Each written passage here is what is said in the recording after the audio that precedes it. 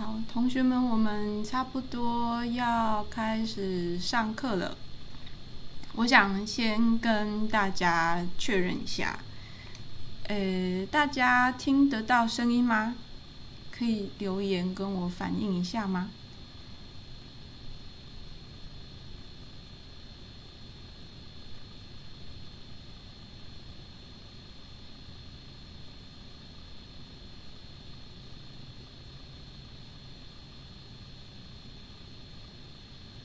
好，有人说可以听到声音，那我就继续咯。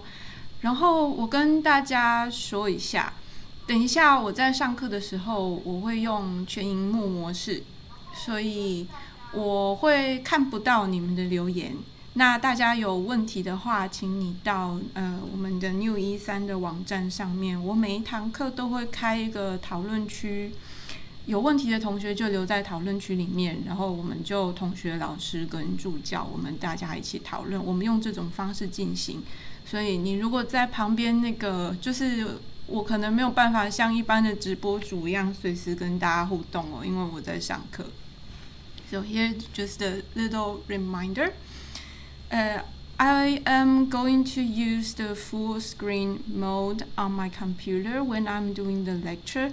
Therefore, if you have questions and if you have comments, then please go to our New E3 website and just leave your questions in our discussion forum. I will open a page for every lecture, so I just want to let the students and myself and TAs and we do the discussion together.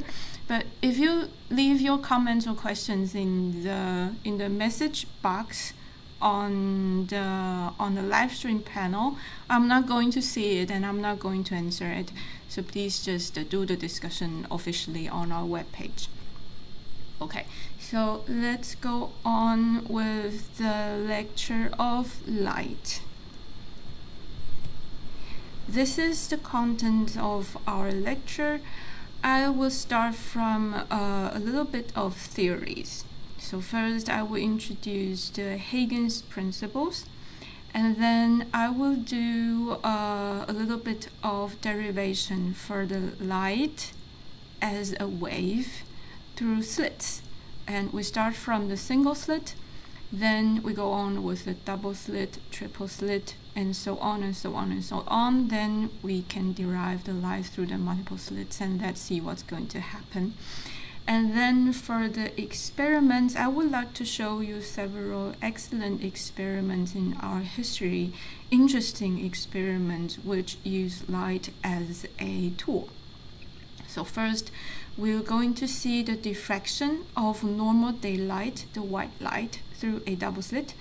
And interestingly, we can see how the Heisenberg's uncertainty principle is working on this experiment.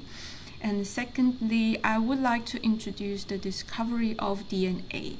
So everybody knows that the structure of the DNA molecule is a double twist helix.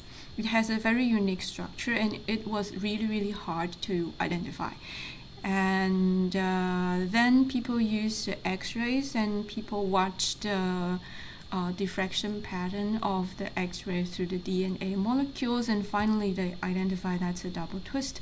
And I'm going to show you a little experiment and show you how. And finally, this is a chapter. I find it theoretically easy but phenomenologically difficult. This is thin-film interference, but I'm sure when you start to work in the lab or when you start to work in the fab, especially in the fab, and you're going to use the knowledge in thin-film interference a lot, because if you fabricate silicon wafers, if you fabricate liquid crystal cells, if you fabricate lenses, and you will see the colorful interference patterns a lot.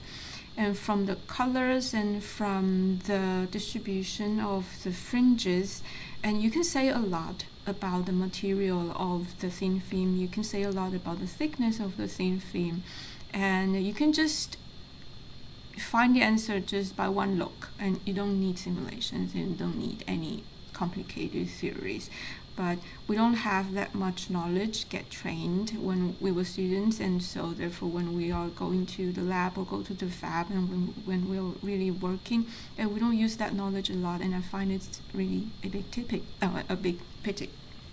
So I would like to show you some typical cases, and in the homework exercise session on next Tuesday, 5 students will show typical problems. So then we can do a little bit of work on it. 那么我用中文跟大家讲一下，我们在光的这个章节要讲哪些题目。我会先讲一些跟理论相关的东西。第一个是惠更斯原理，好，然后再来第二个是呢，我们来推导一下，如果我们把光看作是波，然后那个光它在挤过一条狭缝的时候，会发生什么事情？为什么？然后再来是，如果我们是要挤过2条狭缝、3条、4条、5条、6条，很多条的时候，那时候我们在狭缝的后面应该要看到什么图形呢？所以我们会做这件事情。那有了一些基本的理论上面的知识以后，我想要让大家看一下光学的现象。我挑了3个非常有趣的实验。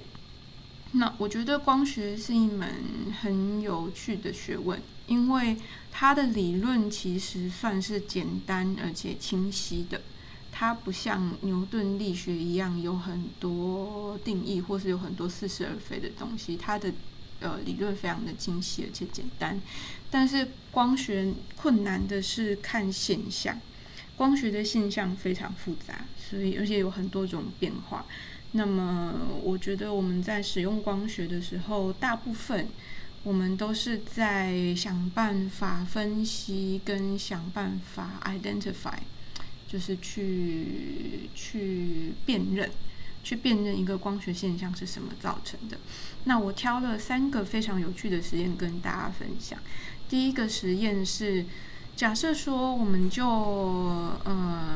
看太阳光。然后看太阳光的 diffraction， 我们会看到什么图形？那么其实这个实验有趣的就是，它最后会告诉大家说，所谓的海森堡不确定原则，它到底是在说什么东西？那我觉得这个实验做得很好，跟大家分享。然后再来第二个是，DNA 的双螺旋结构是怎么发现的？我想让大家看一个小影片。然后这个影片里面，没有真的用 DNA 去做实验，但是它用的是一个小弹簧，然后还有雷射光，跟大家示范，我们是怎么样用 X-ray diffraction 的图形，然后去判断出 DNA 的形状是双螺旋的。好，然后最后一个呢，我想这应该是在实验室里面跟在工厂里面最常看到，但是没有人搞得清楚的现象，就是薄膜干涉。那以后大家如果做的职业是跟制造矽晶圆相关的，比方说台积电，或是你从事的职业是做任何液晶萤幕或视觉相关的元件，比方说你或者是你做任何事情，你是2片玻璃夹起来，然后里面塞东西的。所以如果你以后是做生物医学相关的实验的话，你一定会常常用到薄膜干涉的知识。因为光在穿透薄膜的时候，它会在薄膜里面来回的反射，然后这些光就会产生干涉的现象，它会产生很多种的颜色，然后还有光的条纹。那假设你有薄膜干涉方面的知识的话，你只要看那个图案的颜色，你只要看那个光的条纹的分布，那么你就可以直接判断，比方说你的薄膜厚度是多少，或是你可以直接判断说我的薄膜材料是什么。那么你就可以下很多判断了，你就可以说，我的 tessel 是不是均匀的啦，或者是我的矽晶圆研磨有没有平整啦，等等，你都可以看得非常的清楚。那在我们班的光学的课里面，考量到大家的专业跟以后你们可能会从事的职业，那薄膜干涉的部分我挑选的作业比较多。那么就是下礼拜二的 homework 的时候，有很多同学会把答案跟大家分享。好，所以这是我们光学的光学的内容。那我们要开始讲惠更斯原理。So we start from the Huygens principle. So in physics, in classical physics, we put a lot of attention on particles, and we put a lot of attention on how the particle moves, and we analyze the speed, we analyze acceleration, we define what is force, and then we define what is energy. But actually there is a big part of physics, and I think in the first year of university we don't mention it a lot, and that part of physics is based on everything about waves and oscillations. We already mentioned a little bit about it for the spring and for the wave on the strings, and the famous people in this group is Hooke. So this is the reason why Hooke paid a lot of attention on waves. Hooke is actually a technician, and he is very good at making and operating microscopes. And the microscope in the very old time, usually the quality of the lenses is not very good. So if you use a microscope and when you are doing the observation of your little object, and sometimes you see strange patterns like this. You see colorful rings, concentric, and then it looks just like the ripples on water. And you can imagine if you use glasses and to hold your specimens in liquids, and then you can see a lot of colorful patterns like this on your specimen too. So here are colorful, and you have fringes, and the distribution is very strange. It's very hard to analyze, and usually it's due to the thickness of your film between your glasses. If the thickness is not very evenly distributed, then you see strange patterns like this, and that looks like the ripples on the water too. And therefore Hooke is very sure these kind of things just appear when he have light. So he thought that maybe apart from the theory of particle for the light, and light is something, light should be something more like a wave. So this is the reason why he started to develop the model of light and using all of his knowledge in wave. And this is Huygens, and Huygens is actually a astronomer. He did a lot of research on observation for the Saturn. So he used a telescope a lot. He worked with lenses a lot. He worked with light through the lenses a lot. So he has some co-work with Hooke. So this is the reason why Huygens started to think about light as wave from the very early stage of his academic career. And this is his note about the observation for the ring of the Saturn. So that is his actual work. And this is how he do the observation. So he just designed all of these lenses and try to put them in the right distance and in the right structure to make the circular pattern as small as possible. Try to avoid it, so he can see a very clear image of the Saturn. And if you have the Arago points, sorry, I just forgot to mention it, this is called the Arago points or the Arago pattern, and he doesn't want to see it. He just tried to eliminate it so he can see a clear picture of the Saturn. So he is very familiar with light propagating as waves, and he is using it as a model to do his lens design a lot. 好，然后先跟大家说一下为什么胡克跟惠更斯会喜欢或者是会开始用波去思考光是什么东西。因为虎克他自己本身其实他是一个技工，他的专长是制造还有操作显微镜，所以他用显微镜就是做了很多生物简体的观察。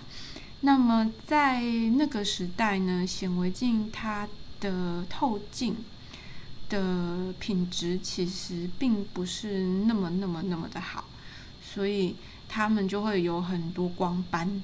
那光斑有一种很特殊的是，它无论如何都无法消除的，就是这种，就你会看到很多彩色的环，这样一圈一圈的，然后绕着你的聚焦的那个点旁边，它会有一圈一圈的光斑。其实即使是现在的显微镜也会有，不管是多好的显微镜，一定会发生这件事情。那或者是你用盖玻片跟载玻片在夹你的样本的时候，大家可以仔细观察，就是呢，你应该有时候会在玻璃上面，你会看到彩色的图文，然后一圈一圈的，而且有时候那个分布的方式看起来很 creepy 很可怕。它那个其实是因为你夹在玻璃中间的那一层水溶液或者是那种软性的材料，它的厚度不均匀的话，那么它就很有可能会发生这个现象。对虎克来说，他就会觉得这些图形看起来实在是太像那个水面上面的涟漪了，所以对虎克来说呢，他觉得光是波是一件非常非常自然的事情。那如果说要强迫他去想象光是粒子的话，他觉得超奇怪的，因为粒子的话应该不会产生这种水波纹的形状吧，这是虎克的想法。所以他很早他就很想要跟大家说光是波。好，然后再来是惠更斯。惠更斯他的本行其实是天文学家，他做了很多工作是关于观测土星，对，然后他的工作的内容主要是他想要看到土星的土星环，然后大家可以看就是他做实验的笔记，画得非常可爱。那因为他要花很多时间去观测土星，然后呢他会自己做望远镜，那所以他也是一个非常擅长就是把各种透镜组合起来，然后去增进它的光学效果的人。他们那时候就对那个 Arago Point， 就前面那个同心圆一圈一圈彩色的环状，那个对他们来讲是非常巨大的干扰，因为它会挡在它的土星前面，他会看不到土星长什么样子。所以他花了很多时间去研究他要怎么样去消除 Arago Point。那这是他最后的 telescope 望远镜做得很酷，然后非常的巨大。好，那所以对惠更斯来讲，他也是一个非常习惯用波去思考光的行为的人。然后呢，这就是为什么我们会开始去把光当成去波去处理，这是一些前因后果。好 ，OK。So Huygens principle. So actually now nobody knows how Huygens get the idea. Nobody knows how he get inspired because his notebook looks very messy and we can't find a clue at all. But it's just his idea basically is like this. So it's just like a picture you can just imagine in your mind. So if you look at the water, and if you let just a drop of water fall and get into the surface of the water, and you can see that you have the ripples propagating from the falling point of your drop. And you can see ripple is like the circular wave, so you can call it a spherical wave now because you know the model.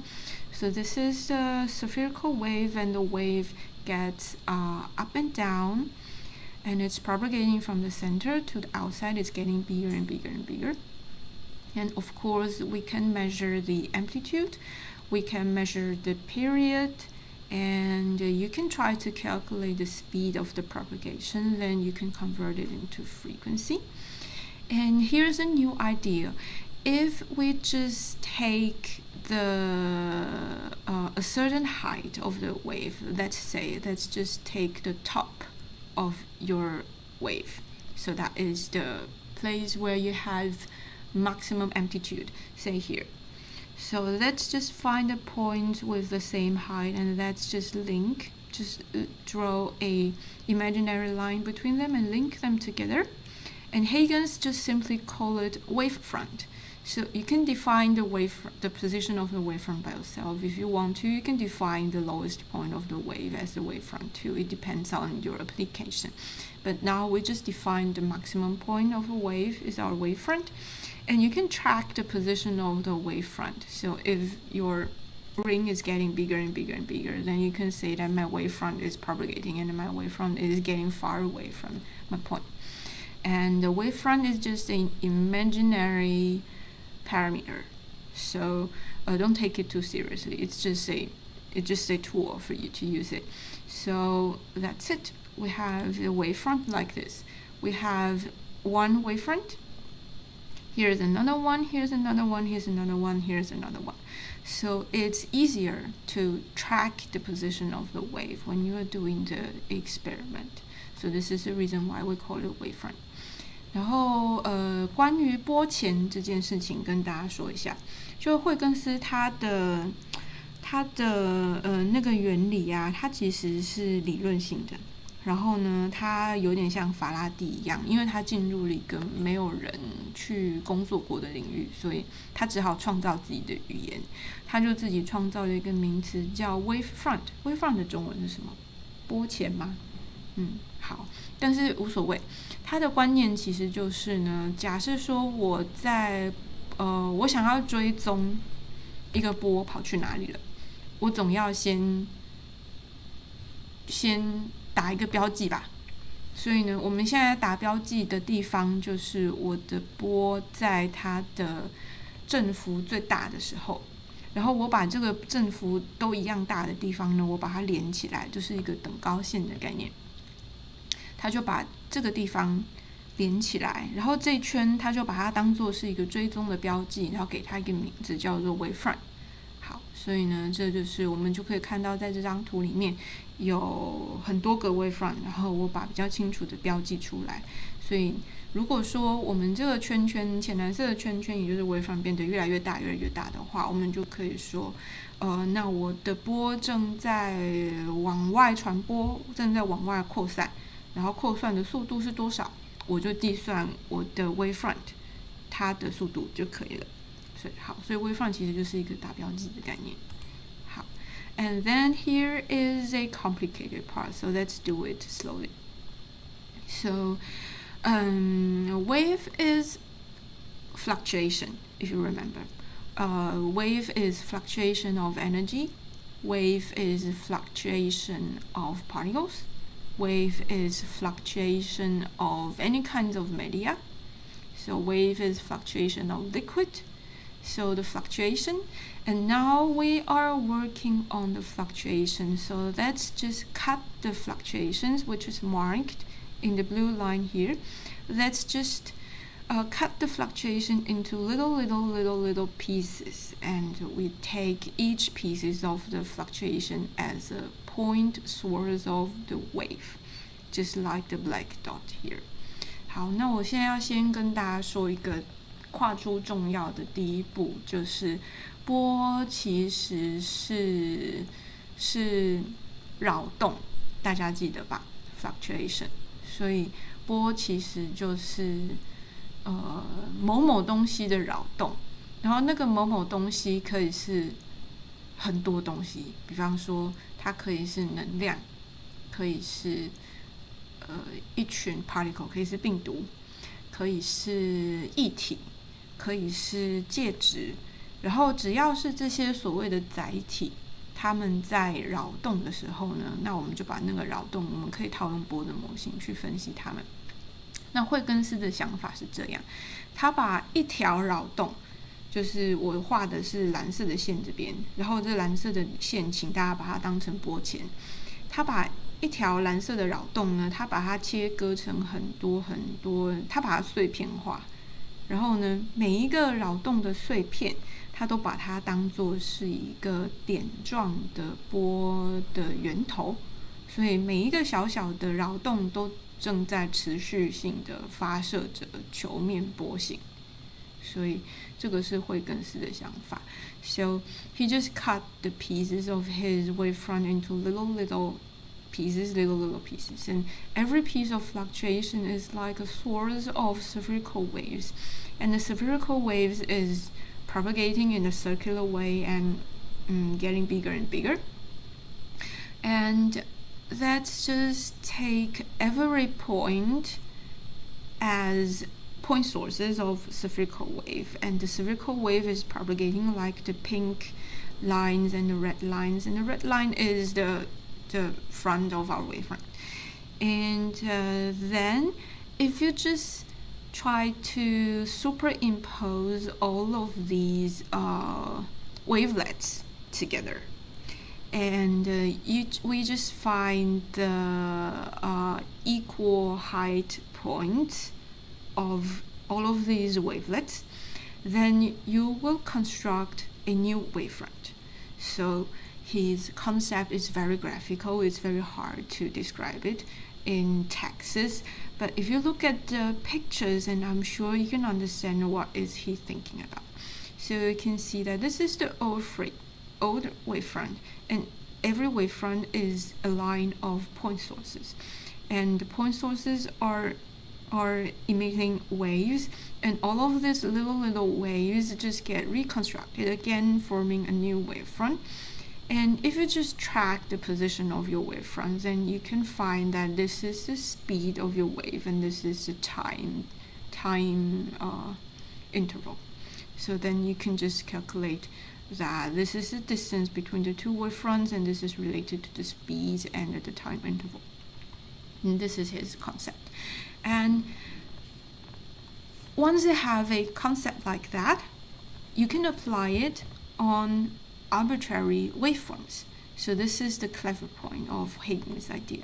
For example, here when we have a spherical wave, this is the wavefront of our spherical wave. And again, let's just get it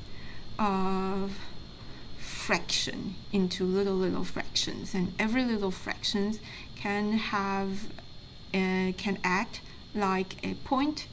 Then the point source is emitting these spherical little wave, and then let's just do the reconstructions of the little wavefronts, and we get the new wavefront, so which is this one.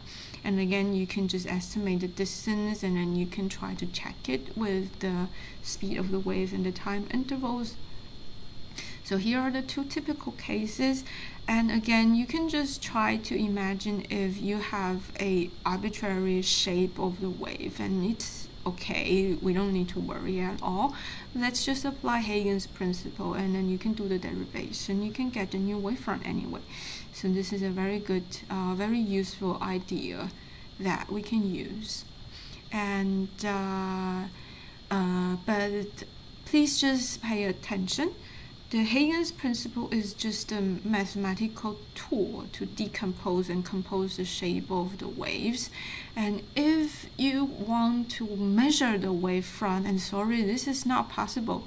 So this is a little bit strange, but we just take it this way for the moment.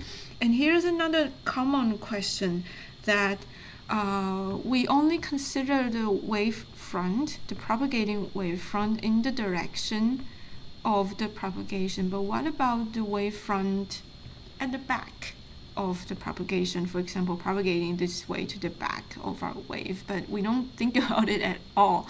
So here is a strange inconsistency in the theory and in the logic. For the moment, nobody have the answer, but we just apply Huygens' principle as a theoretical tool to do the simulation, so we don't care about that so much. Probably, if you're very interested in the fundamental physics, and maybe it's a good topic for you to do PhD thesis, or if you're very interested in the history of science, and maybe it's a good topic for you to do this to the doctorate studies. So that's it. So let's just apply it as a tool to think. 然后这是惠更斯的原理。惠更斯的原理，请先跟大家说一下，就是呢，请大家把它当成是一个思考的工具，或是把它当成一个数学工具就好了。因为它其实在它的理论跟推论上面有很多不太成熟的地方。然后呢，比方说，像我刚才有稍微讲到一个概念，就是呢，聪明的同学一定马上就会问，在我刚才用英文讲的那一大段里面。就是呢，我们有一个点状波源嘛，然后点状的波源正在制造出源源不断的波前。为什么我们只考虑跟波速同方向的 wavefront？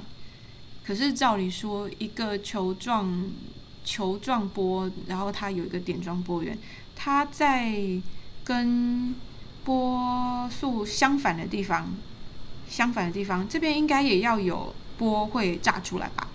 那为什么我们就放着不管它了呢？这件事情其实我们没有人知道答案，为什么？就是惠更斯他自己也没有给出一个解释或是解答。然后有很多理论物理学家或者是实验物理学家有想要去确认这件事情到底是 OK 还是不 OK， 可是我们到目前还没有一个很明确的答案。所以它有一个对称性上面就不是很完备哦。所以惠更斯的原则，它在理论上面其实并不是一个很完备的东西，然后也没有经过非常严谨的证明。可是因为它实在太好用了，所以我们还是一直不停的用。那这部分就是如果你只是把光学当工具的，你就不要太在意。那假设说你是一个有志想要做基础物理的研究的人的话，我觉得这是一个很好的题目，你可以好好研究这个，然后可以来写个博士论文之类的。那或者是如果你以后你是想要当个科学史的历史学家的话，我觉得这也是一个好题目，你可以研究一下。就是我们为什么这么轻易的就接受了惠更斯，他只有是非常非常就感觉就是很天真啊，很naive，然后他就这样子了。好，所以这件事情我们现在暂时没有一个明确的解答，但是我们就先把它当成一个工具来使用。好 ，OK。然后还有另外一件事情是，我们这边有画很多一包一包的那个波嘛，这个叫 wavelet， 这个是一包一包。但是我们实际上在做那个量测的时候，那个是量不到的。我们没有办法量到 wavelet。那我们能够量测到的就只有波前。所以这件事情也是有点麻烦。那么目前惠更斯的原则，它就是一个理论上面的概念，或是一个思考上面的工具。有很多东西是没有办法用实验去做确认的。好 ，OK。但是呢，我们还是可以用惠更斯的原理，我们可以来思考一下，狭缝发生了什么事情。OK，so let me just have a little bit of water。我先喝一下水，等我一下。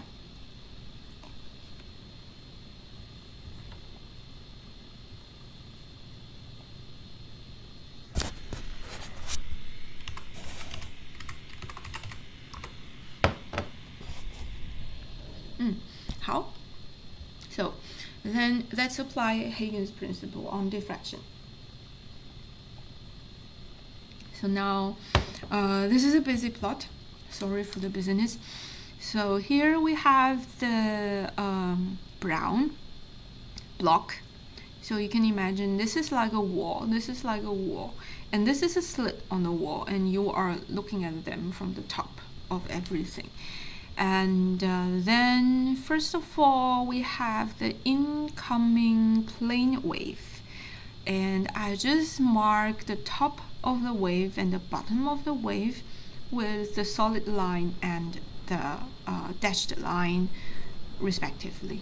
So you can just take that this is the top of the wave, this is the bottom of the wave, and our plane wave is going from the left hand side to the right hand side, and oops, here we have a slit.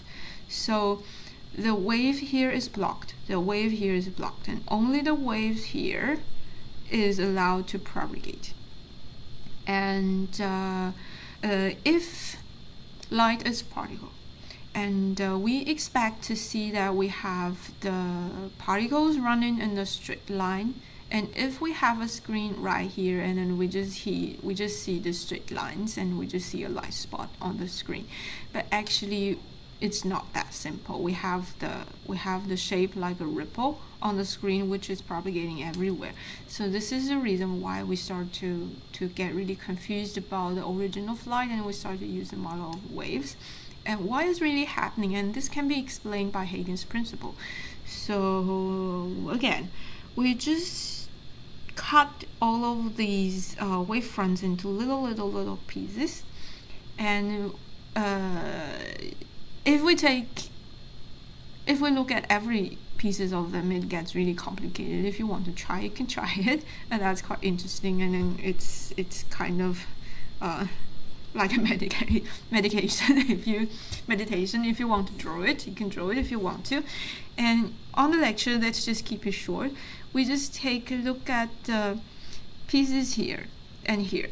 So we focus on the two pieces right here and right here. So this is a little source for the spherical wavefront, and the spherical wavefront is propagating this way. So I just show it with my mark. You can see it, this one. And then again, you can just look at the solid line and the dashed line, and that is the top, and this is the bottom of our waves. And on the other side, we have another source, and another source is generating the spherical wave too. So, and let's just do one thing. First of all, let's take a look at the point where the top of the waves just overlap, like this one, this one, this one, and this one. And then you can see another point right here, here, here, and here, and here, and here. And again, just next to it, you can see this is the point where the bottom of the waves just overlap. So this one, this one, this one.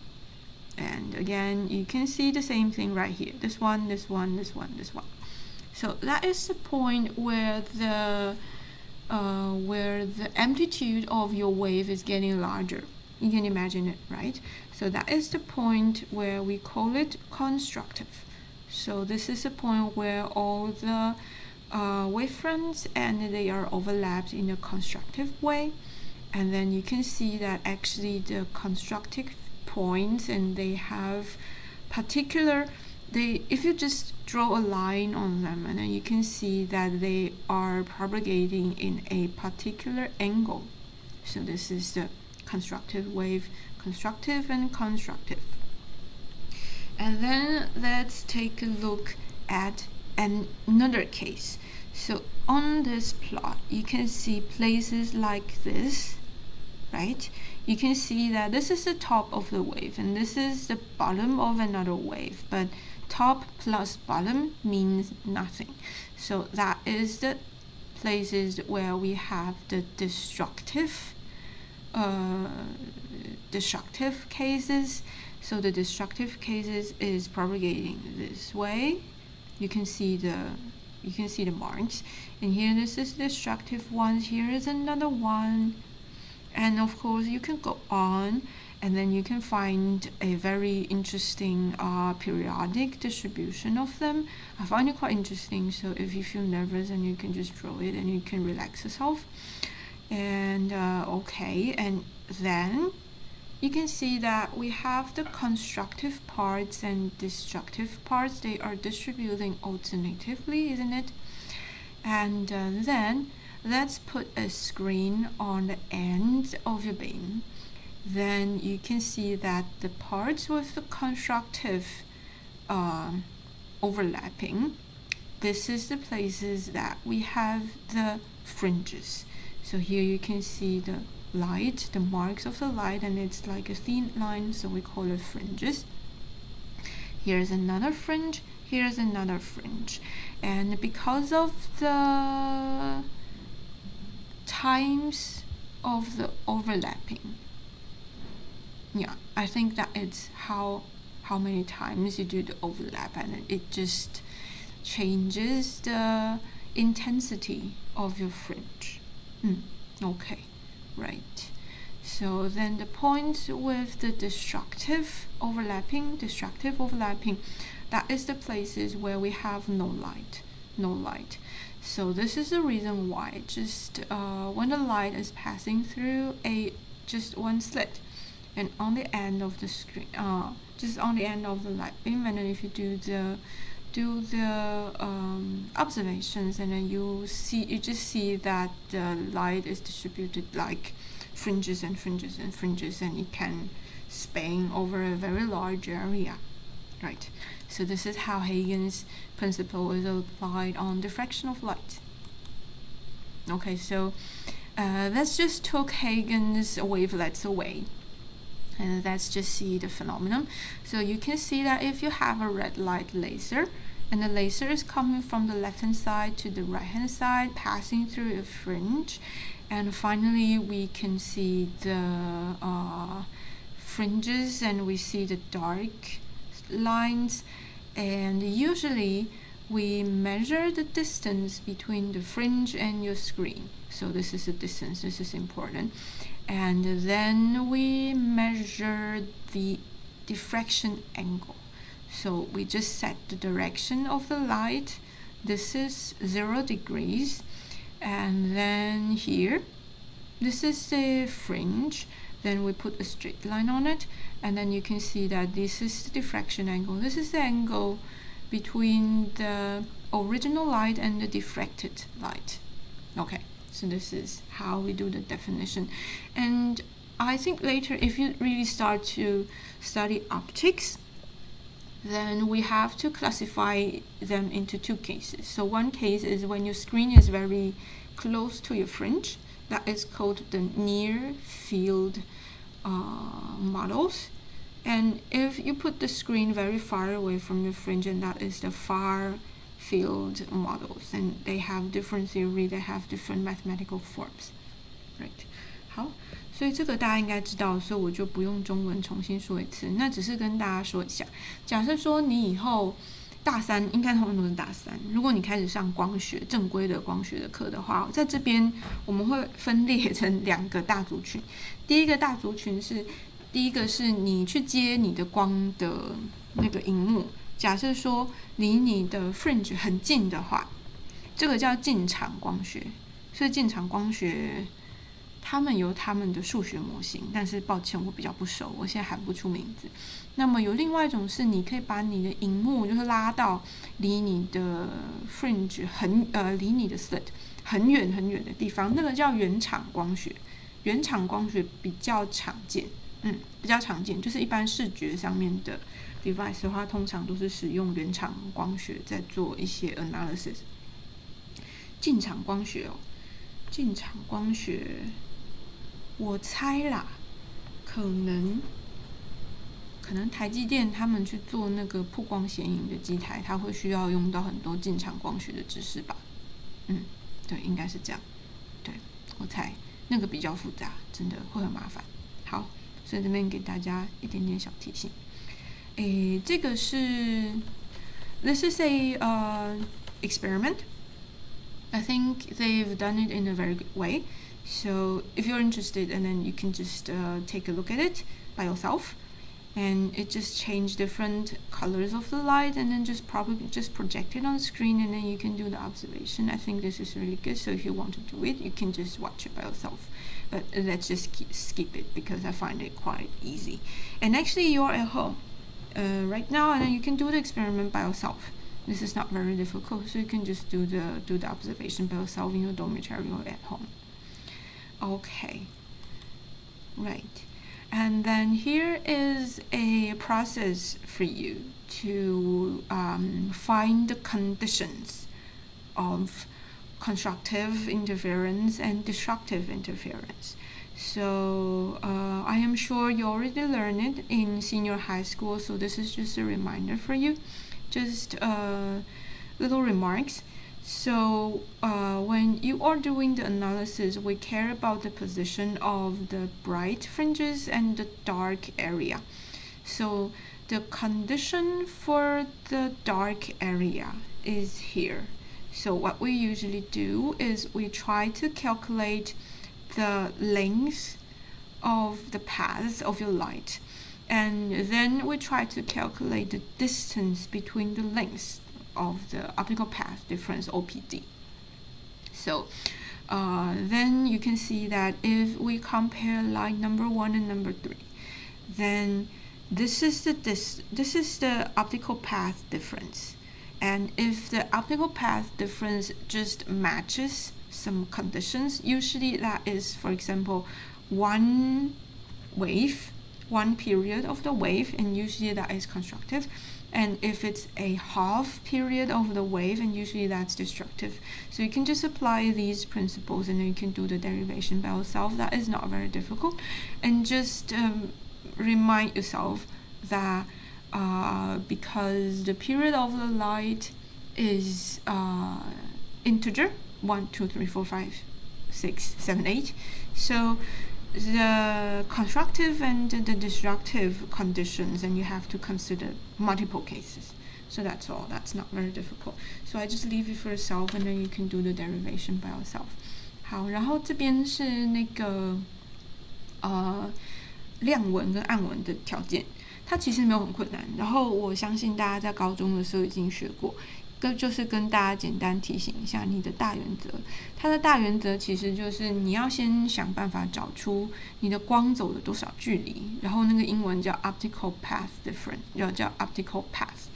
然后呢，比方说以这张图为例，这边是光束1号，光束3号。我们现在要比较的是光走1号路线跟3号路线，它们之间的距离差是多少？那你画个图你就知道了，这段就是它距离的差异。然后我们要去计算一下，假设说那个距离的差异，然后英文叫 optical path difference。那通常啦，就是条件就是如果 OPD 是1个波长的话，通常是建设性。然后如果是半个波长的话，通常是破坏性的。你想一下，知道为什么？那我们大部分都会用这样子的原则去推导亮文跟暗文的条件。好，你抓住大原则之后，剩下的你就可以自己去推导。然后还有一个提醒，就是因为波长是整数倍，那所以你就是可能不能只考虑一段波长而已。有些条件它会变成multiple 波长，它也会建设性，也会破坏性。所以这个是大家可以考虑更细致一点的地方。好，那我们这部分我们先在这边，然后大家休息10分钟，10分钟以后我们再继续。So let's take a break here for 10 minutes, and 10 minutes later we go on with multiple slit diffractions.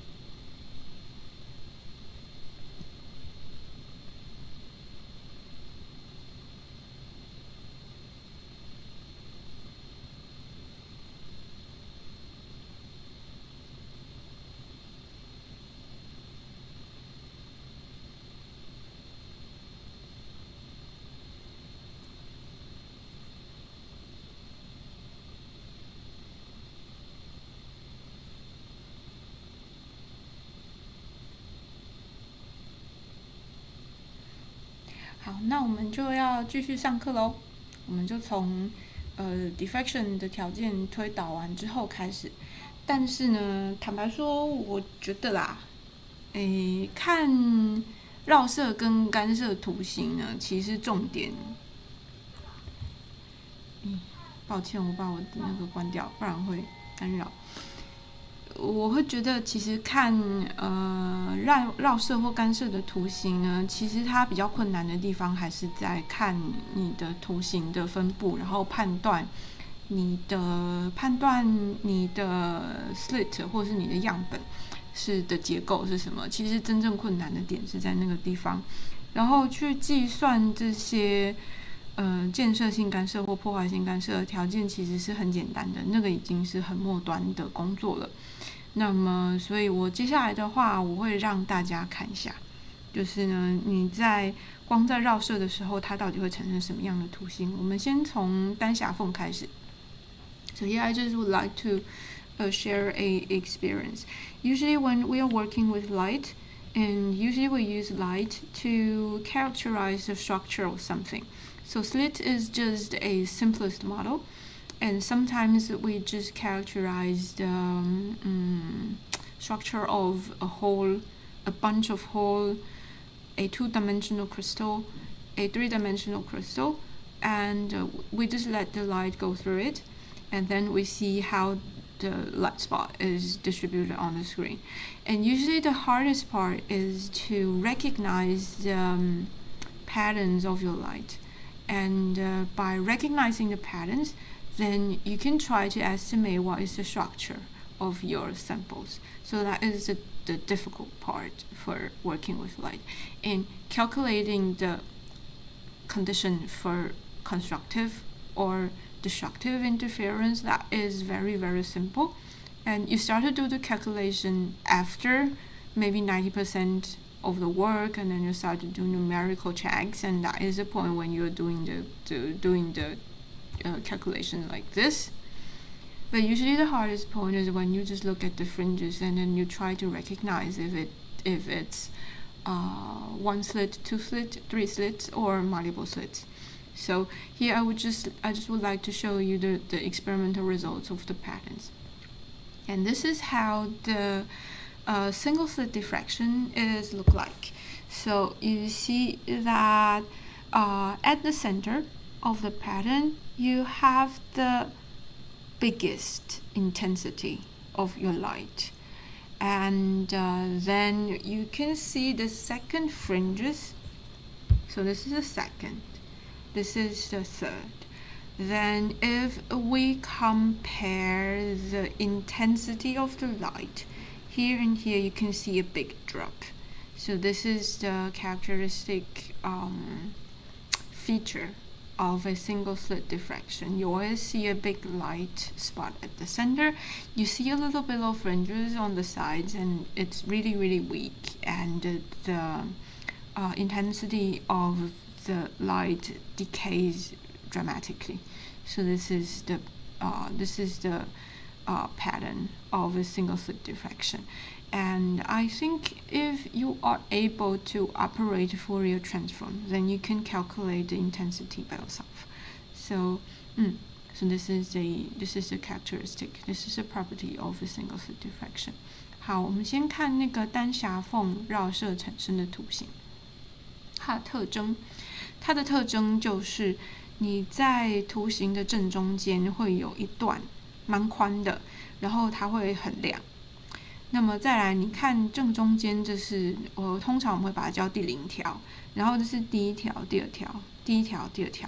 那你去比较一下这条跟这条它的光的强度的差异，你就会发现它掉得非常的快，瞬间就掉下来。然后呢，到第3、第4，然后就变得很弱，很难观测到，除非你用一些仪器去做量测。所以这个就是单狭缝绕射它的特征。它的特征就是你会看到它的亮度的分布，就中间非常的亮，然后它会非常剧烈的就掉下来。好，所以这个是 single slit. And this is how the experimental setup is looking like, and this only works when your screen is far away from the single slit, and sometimes we call it the Fraunhofer single slit because we are using the model for the far field diffraction. So you can see this is why we call it far field. When our screen is far away from our slit, and usually the theta is very small, so we can do a lot of approximation. Then you can use simpler tools to do the estimation. And if your screen is very close to the slit, and then you cannot do the approximation like that, and you have to use other mathematical tools. And then this is how the light spot is looking like. So this is just for your reference when you're doing the experiment by yourself. And then if we have double slit,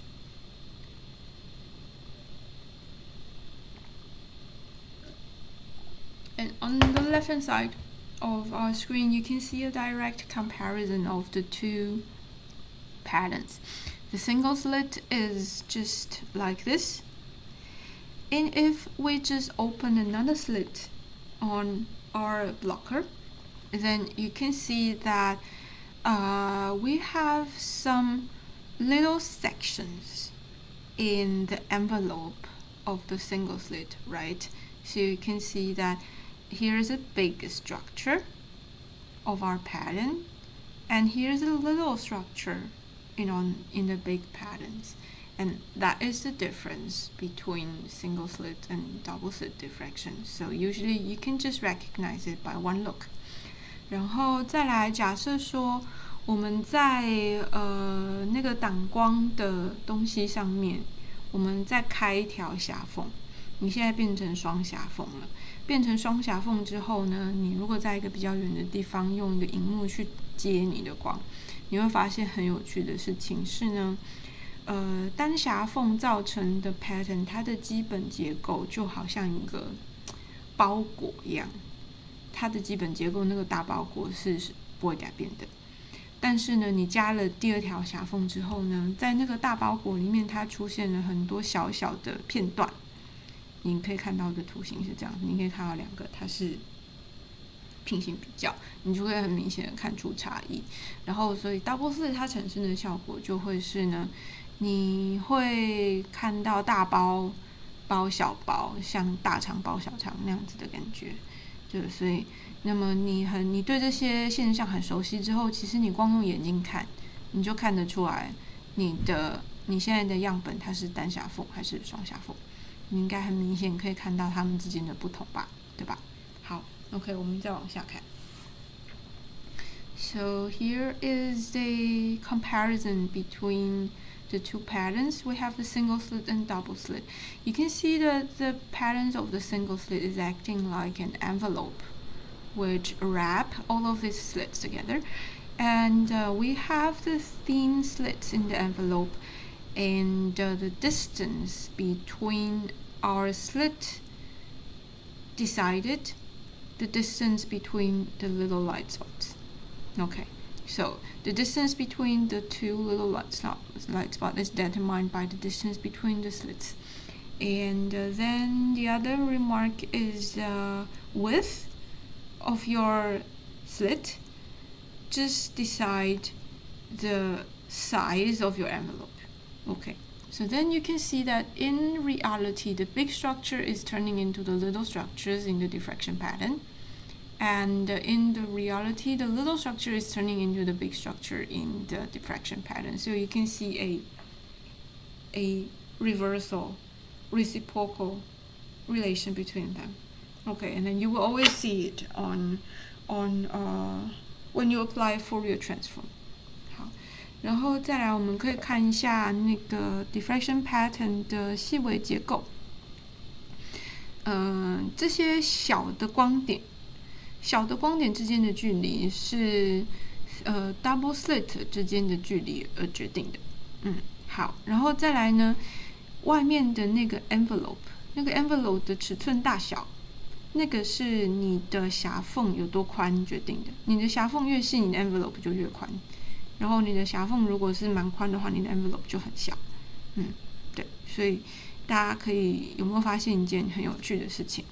就是呢，在现实世界里面的大结构，然后在绕射图形里面会变成小的结构，然后呢，在现实图形里面的小结构，在绕射图形里面会变大。所以你有没有发现它们有一个反转的现象？那个反转的现象在数学上好像叫 reciprocal 吧？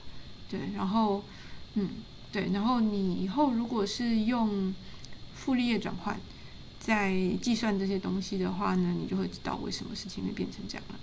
那么你在做实验的时候，你就可以抓住这几个大原则，然后你很快就可以辨认出，从你的 diffraction pattern 上面，你可以辨认出来你的狭缝的尺寸到底是多少。好，这个很有趣，我觉得。And then we just go on with the number of the slits. So now we have single slit, double slit, and this is if we have 3 slits, if we have 5 slits. And you can see a very interesting feature here. Suppose that I think when I'm looking at the plot like that, I can say that the distance between the slits are just exactly the same. We don't change it at all. So that's the reason why you can see that here's the main patterns, and the distance between the main pattern, it just keep the same. But the little structures between the 2 spikes, and they are getting eliminated and start to disappear. If you have multiple slits, then you can see that this is very significant if you have a lot of slits, isn't it? Right. But the shape of your single slit in envelope is not changed at all if the width of a slit is remaining the same, right? Okay. So I think it's very interesting, and you can take some time looking at it. 我觉得这个图还蛮有趣的。大家可以看一下它的特征，就是呢，当你的狭缝数目，狭缝的宽度先不要改变，然后狭缝跟狭缝之间的距离也不要改变，但是你狭缝的数目变得越来越多的时候，你会发现狭缝之间的距离，它决定的是这个很明显的光点之间的距离嘛，它没有改变。但是当你狭缝的数目变得越来越多的时候，这边这些细微的部分就被你消除了。那你狭缝的数目越多，它消除的成分就越多。然后呢，你的这些强的光点，它就变得越来越显著。然后再来是因为我们的狭缝，我们现在是固定每一个狭缝的宽度都一样，并没有改变，所以你会看到它的 envelope 的形状是没有改变的。然后这个叫单狭缝，这个叫双狭缝。那当你有很多狭缝的时候，我们就叫它光栅，我们就叫它 grating. So single slit, then we are turning into a multiple slit devices when you have a lot of slits, hundreds or thousands of slits, so you can just eliminate all of these little backgrounds and just leave them, and then you can just focus on one of the wavelengths, and that is called grating. So I'm sure now you understand what is grating and you know how it works. 光栅是一个很重要的光学元件。So grating is a very important optical devices. Everybody is creating gratings. Okay. So this is how the diffraction grating is working, and actually you can call it interference too, but to me it doesn't matter. So you can see that light is passing through a lot of slits, and on a particular position we have a light with a particular wavelength.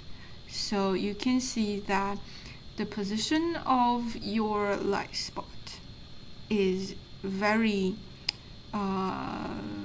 fixed and very sure, and the wavelength is related to the color of the light.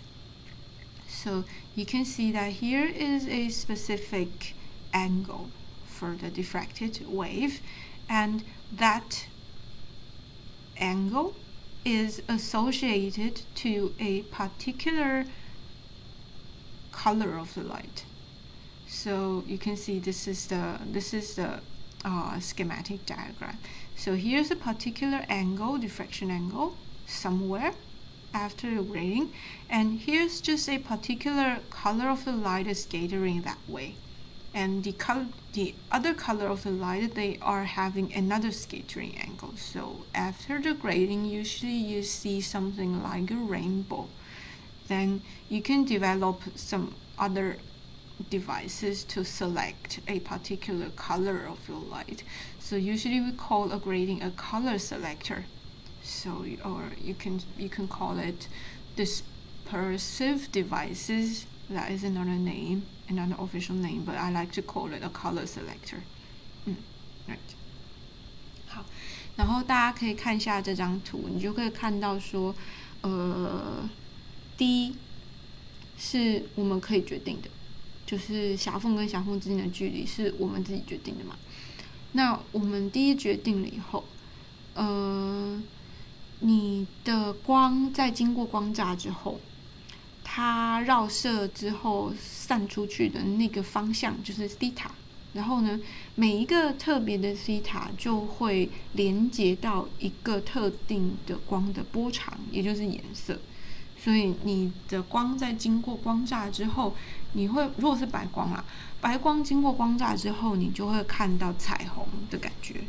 那么你的光栅设计的好的话，你就可以把那个光的颜色分开，然后分得很干净。那所以很多时候我们会把光栅叫做颜色选择器 （color selector）， 然后或者是有人会说那个是用色散的方法，或是说分光器，这个也是一种说法。然后或者是你甚至你也可以想象，就是你的光经过光栅之后，它会自动变成一个光谱。对，就是你不用做任何计算什么，它自然而然它就变成一个光谱，就是很棒很神奇。然后光栅非常的好用，所以任何那种只要是比方说要测量光的颜色、测量光的波长的，里面一定会有光栅。即使是我们现在科技这么进步了，我们还是用光栅在做这件事情。好 ，OK， 所以这就是光栅 （color selector）。And actually, you can do a spectrometer based on reflected diffraction gratings by yourself at home. I find this experiment very cute, and I really encourage you to do it. And I will do it by myself at home, because if we keep the remote teaching like this, I have to develop a lot of lab courses that you can do at home, and I would definitely do it. This is so cute, and this is so simple and easy, but so accurate. 就是我想接下来如果我们的疫情一直这样子持续下去的话，我应该要想办法开发很多就是那个学生可以自己在家里做的实验，然后我一定会设计一个这个实验，然后让我的学生在自己家里做。这个太简单又太可爱，然后又太准确了，有很多厂商买来的仪器可能都没办法这么准确。这是一个自制的光谱仪，然后 and it's very easy. You can just take a box, you just take a disc that you don't use it anymore, and because the disc it's created by concentric scratches on the circular wafer. So all of the scratches is just acting like a grating. So you can just put your disc into your box, and you just put a little window here, and then you just let your light pass through the little window. The light go to your gratings and then get reflected this way, and then you can do the observation here by your eye, or you can put a screen right here, then you can see the spectrum. And here this is a picture for the results, and you can see the rainbow color here I just described. So that's it. This is a simple spectrometer, and I'm sure it's doing a good job, and I think it's really working. So you can try it by yourself. I really encourage you to do it. And here is the author's experimental result. Look at this. This is so cute. He just used his spectrometer to measure the spectrum of a light bulb of I think this is mercury in the mercury light bulbs. And I think this one, I'm not quite sure what is the gas inside, but this is neon light. It's kind of neon light because you can see clear spectral lines here. I'm sure this is from atomic excitation and relaxation.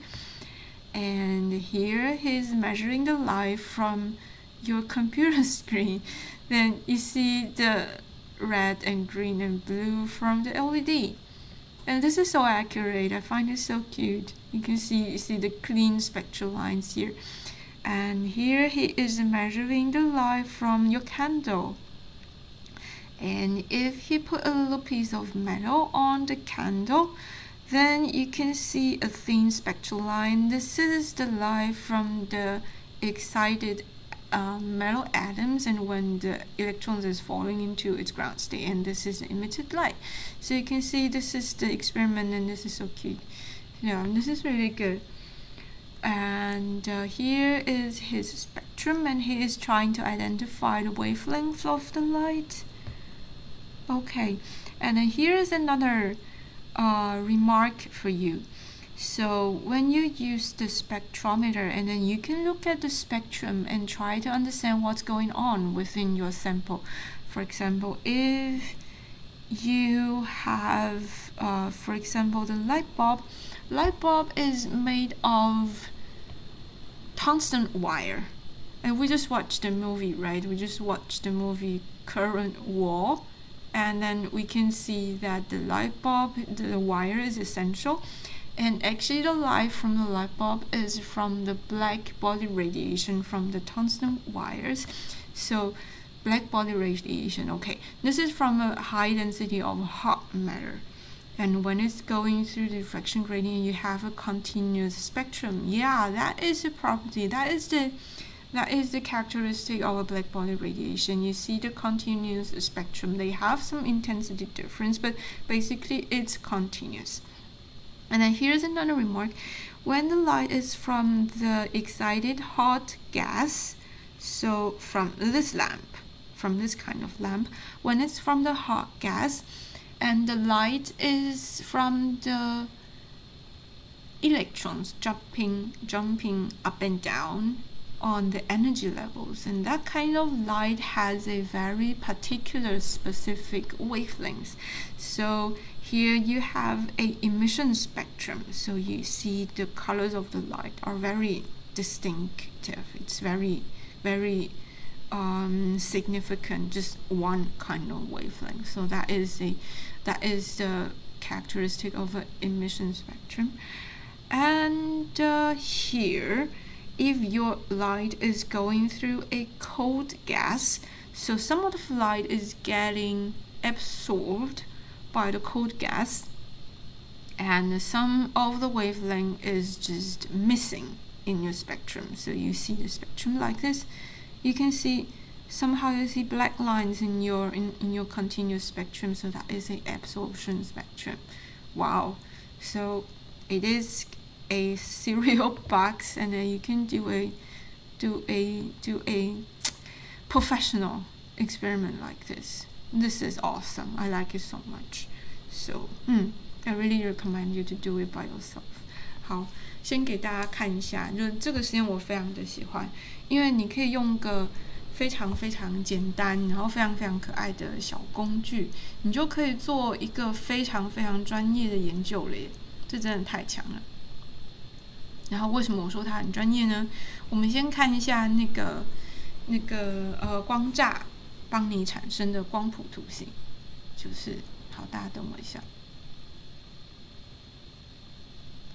好，所以你可以看到，假设说你用你的光谱仪去接灯泡发出来的光，你会看到一个连续的彩虹，红橙黄绿蓝靛紫。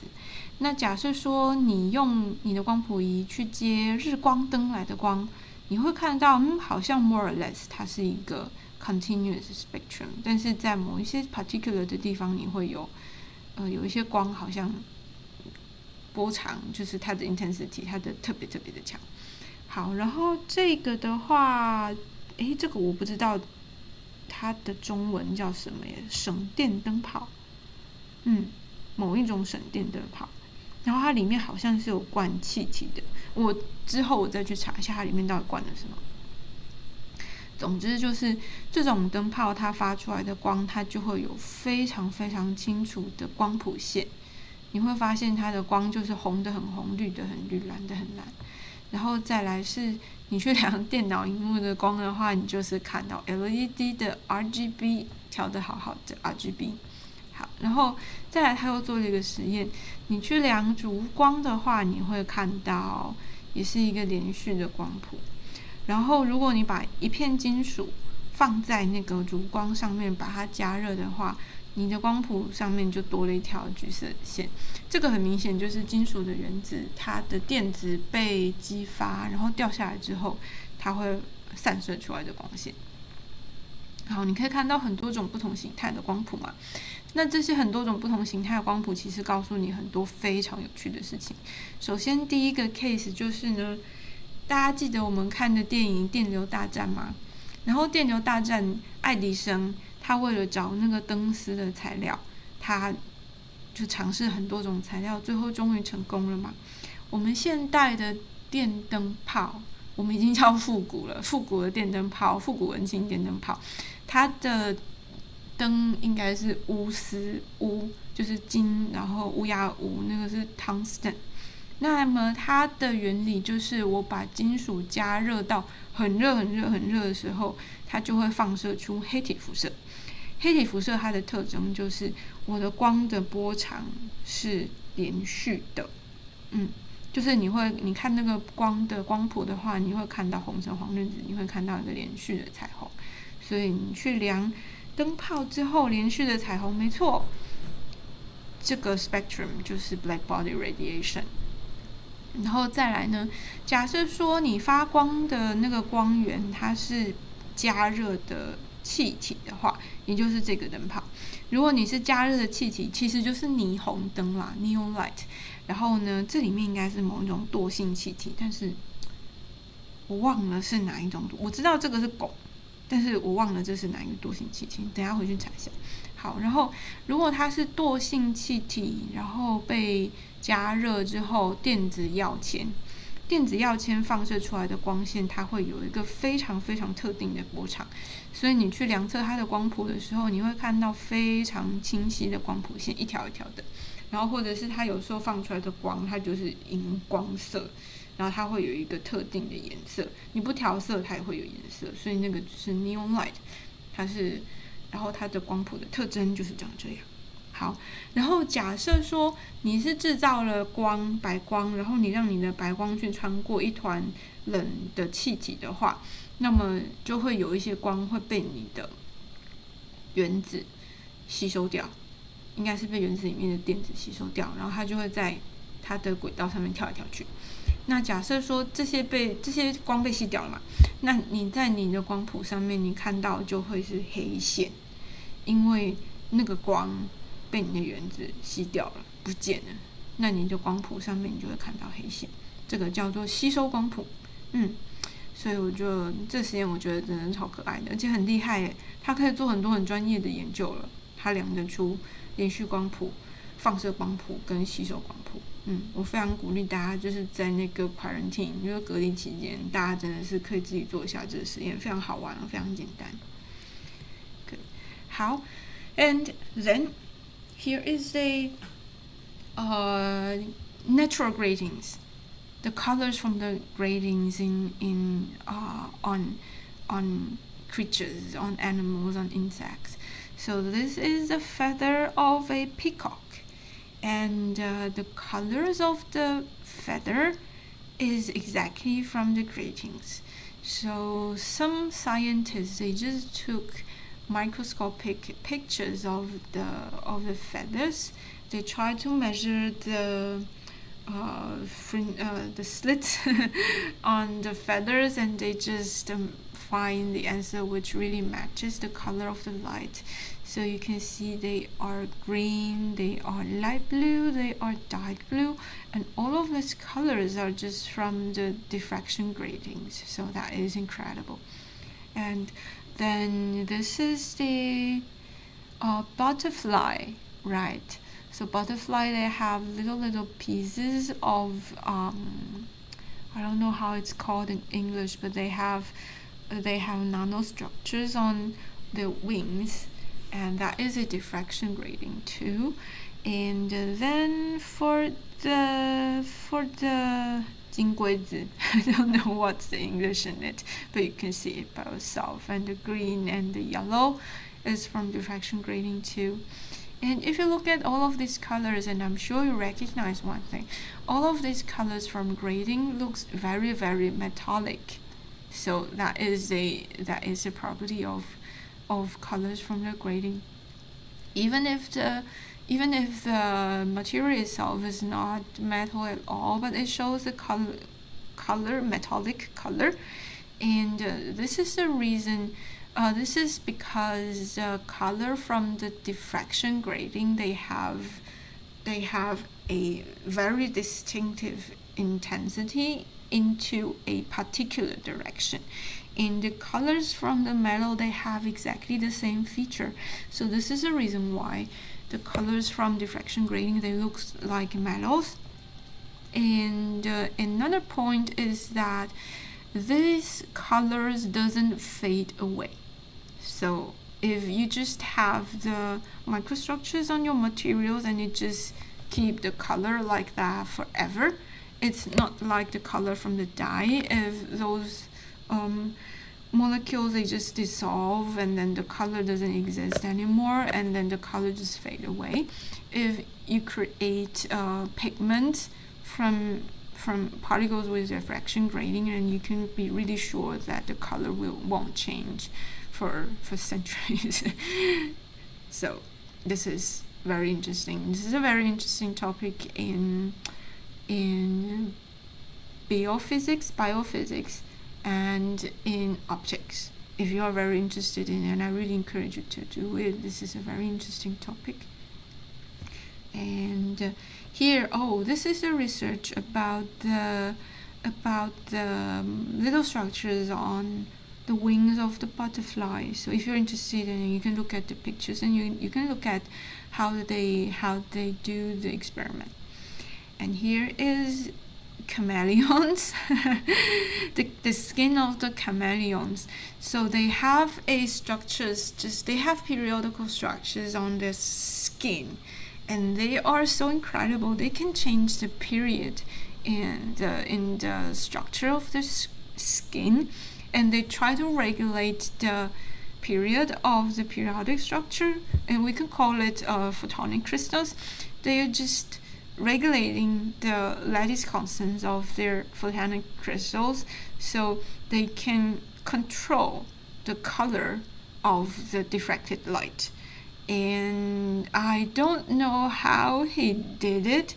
I really don't know how these incredible creatures just remember the patterns. They try to regulate the skins of themselves, and then to create a color like that, and just make themselves disappear. This is incredible. I really want to have it.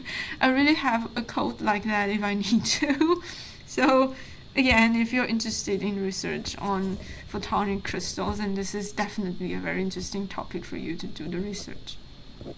好，那接下来我就要讲很有趣的事情了。我觉得这题目真的超有趣的。就是如果同学们你们真的是对那个生物物理有兴趣，然后或是对于那个光学啊有兴趣的话，真的很鼓励你们往这个方向发展，因为这题目真的太可爱、太有趣了，做起来一定很有劲，不会无聊。首先第一个是那个在生物界的 diffraction colors， 就是绕射的颜色。那这边有几个 typical 的 case， 一个是孔雀的羽毛，然后再来是蝴蝶的翅膀，还有金龟子的颜色，你会看到有蓝色有绿色，然后而且大家观察一下，你有没有发现这些光栅发出来的光，它有一个很显著的特征，就是它看起来非常像金属。就虽然羽毛啊、蝴蝶翅膀啊，然后金龟子显然那不是金属嘛，可是它却可以发出金属的光。为什么呢？因为你如果是反射式的光栅发出来的光，这些一个特定颜色的光，它会集中在一个特定的反射的角度，而且它的亮度非常的亮，非常的纯化嘛。然后这样子的特征就是金属的特征，就是你可以想象，当我们把光照在金属上面的时候，金属产生的镜面反射，它也是有一个非常明确的方向，强度非常的强，然后它有一个很明确的方向性，所以你就会发现哦，像这些光栅产生的光啊，它莫名其妙的就会有金属的光泽，会给你一种像金属一样的错觉。那它还有一个很有趣的特征，就是只要你的那些微结构或是纳米结构没有坏掉的话，你的颜色就是永远都是那个颜色，它不会褪色，它不会像一些化学分子的染料一样，假设说你老化了，就是你的分子分解了，然后它的颜色就会褪掉，不会哦。如果 diffraction grating 它是纳米等级或是微米等级的话，基本上只要你的结构不被破坏，它的颜色就是永远都是那个颜色，都是绿色的，都是深蓝色的，都是天蓝色的。所以有很多是做那个汽车的涂装，或者是大楼的瓷砖，就是这种，他们会非常想要光子晶体，就是 diffraction grating 做的染料。好，所以这个产业我觉得是非常有趣的，做起来就是你每天都在跟这些有趣的东西打交道，真的是，然后又不用穿5层衣，多好！请大家就是有兴趣的人可以尝试往这个方向发展。然后这篇是一个经典的论文，就是这是世界上第一个把蝴蝶翅膀当光子晶体在研究的人，然后他解释了为什么蝴蝶的翅膀会是那个颜色，然后有兴趣的同学可以看。然后再来是变色龙，对，这是太神奇了。变色龙它的皮肤就是光子晶体，然后呢，那个它会自己去调节那个皮肤上面应该是一些，就是有的结构是软的，有的结构是硬的，它会自己去调节它的那些绕射结构的周期性，大周期、小周期，然后去调整说它的皮肤反射出来的颜色。这太强了吧！这是高等智慧生物我觉得好厉害哦。它就是呢，它为什么可以记得这么多事情呢？就是它比方说看到这么复杂的叶子、树干，还有光斑，它为什么可以记得这么复杂的图形，然后在它自己的皮肤上面重现那样子的图形呢？我都觉得这变色龙的脑子这样小小的，可是我怎么觉得它的智慧好像比人类还要高很多？这真的太厉害了！如果有人开发出这种布料的话，我那做成外套什么的，我也想要一件，因为可以隐身，多好，对啊，所以这是变色龙，太厉害了。就我现在还没找到，如果我有找到这篇论文的话，一定拿出来跟大家分享。OK， 好，这是关于一些大自然中的光栅，然后还有光栅的颜色，那还有很多应用的介绍。OK， 好，然后那么今天上课最后的10分钟，我想给大家看一个影片。好，我们来看一个影片，这个影片也是很好看。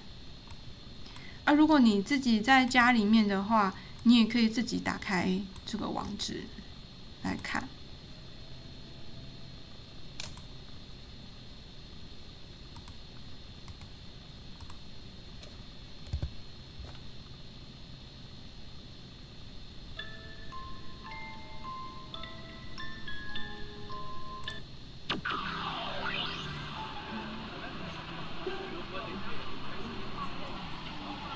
What is light?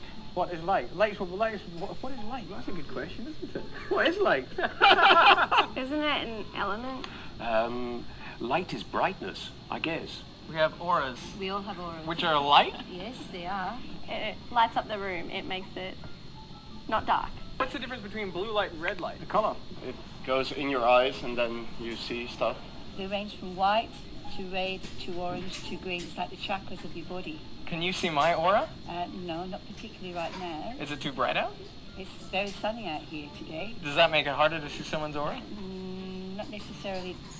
If I was to explain it to a blind person, right? Yeah. It would be the difference. You see nothing whatsoever as a blind person, whereas I see things in front of me. To be fair, the question of what light is not an easy one. For centuries, the greatest minds in science debated this issue. In the late 1600s, Newton proposed that light was a stream of particles, or corpuscles. He proposed this in his treatise Optics.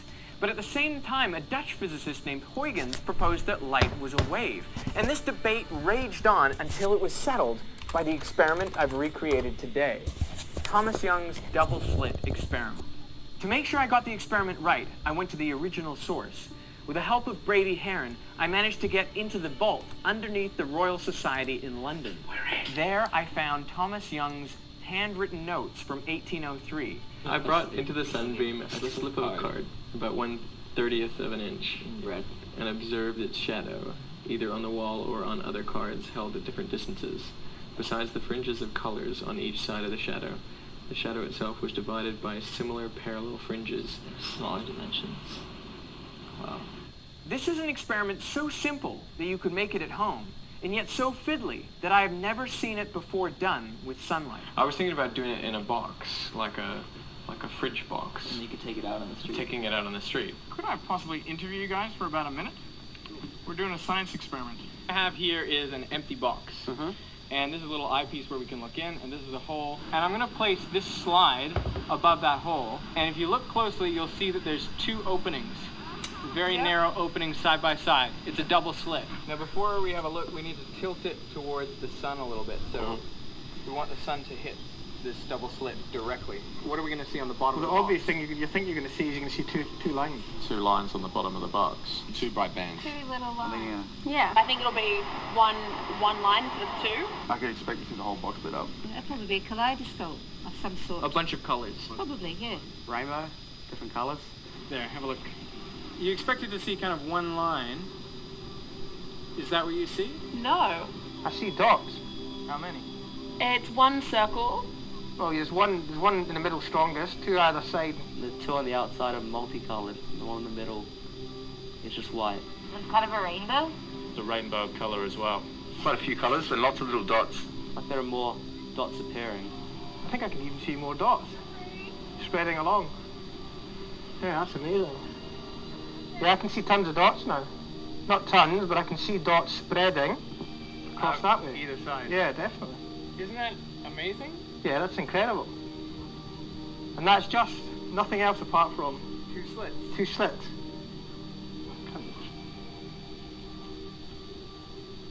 That's incredible.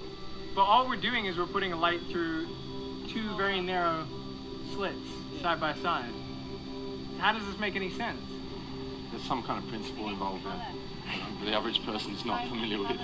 That's the only explanation. I'm really confused by it, but I'd like to find out why. People were debating, is light a wave or is it made of particles? So what causes that? Well, if light were behaving as particles, you would expect them to go through each slit and just produce a bright spot underneath. So we would see two bright spots on the bottom of the box. But if light's behaving as waves, then the wave from one slit can interact with the waves from the other slit. I've got a demonstration here on a little pond where we can see this with water waves. I have two sources of ripples, which are basically like the two slits. When I create ripples with a single source, they travel out with circular wavefronts. Nothing particularly surprising there. But if I add a second source of ripples, then we start getting an interesting pattern.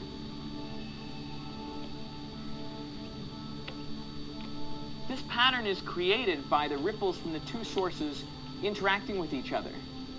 Where they meet up peaks with peaks and troughs with troughs, the amplitude of the wave is increased. That's what we call constructive interference. But if the peak from one wave meets up with the trough from the other, then we get destructive interference and there's basically no wave there. And this is exactly what was happening with the light.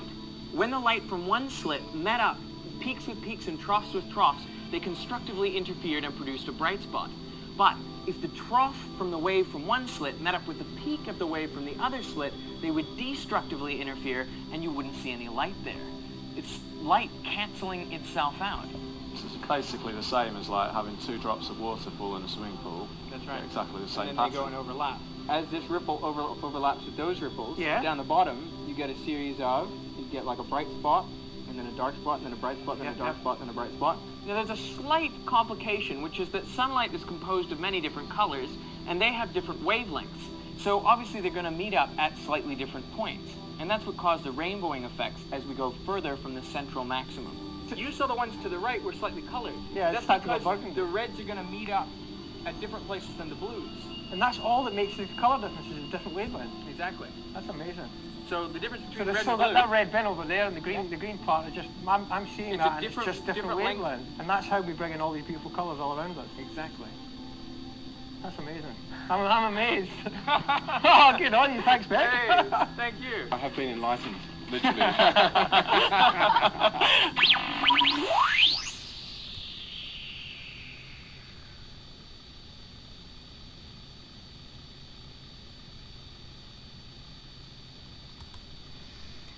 好，那么我们今天的课我们就先上到这里喽。好，然后那下礼拜二的话，会有5个同学会把那个他们做的一些习题的答案会分享到613上面的讨论区，然后就请同学自己到讨论区里面去练习一下我们的练习题。下周的话，下周二不会直播，不用，就是大家自己在家里自己学习就好了。但是下周五会直播，所以我们就是下周五的时候，我们再继续来这边 live stream 上课。好，感谢大家，我们今天上课先上到这边。